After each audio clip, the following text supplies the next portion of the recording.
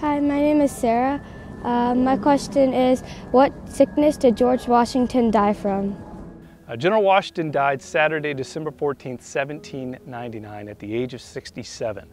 He died from what his 3 attending doctors diagnosed as quinsy. And quinsy in the 18th century was a generic term that meant an inflammation of the throat.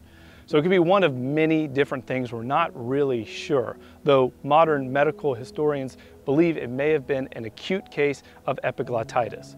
So what does all that mean? Basically, General Washington's throat began to swell over a short period of time, in fact, only 36 hours. The general was out marking some trees to be cut down along the viewshed looking over the river. When it started to rain, the rain turned to sleet, the sleet turned to snow. The general returned back for dinner, and against the advice of his secretary, Tobias Lear, he refused to change out of his clothes. He felt it was rude to keep his guests waiting for dinner.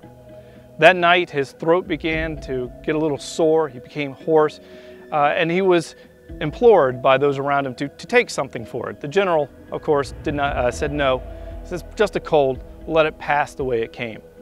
In the middle of the night, he woke up struggling to breathe. He woke up Mrs. Washington, but he didn't want her to get out. He didn't want her to catch cold because it was in the middle of winter. When an enslaved servant came up to the mansion in the morning to start the fire, he had her go and fetch the doctor. 36 hours, as I mentioned before, passed. General Washington's throat became so swollen, he was finding it difficult to breathe, and he suffocated and passed away. His last words were, "'Tis well." Click the subscribe button below and the bell icon to get notifications for new videos about George Washington and behind-the-scenes work at Mount Vernon.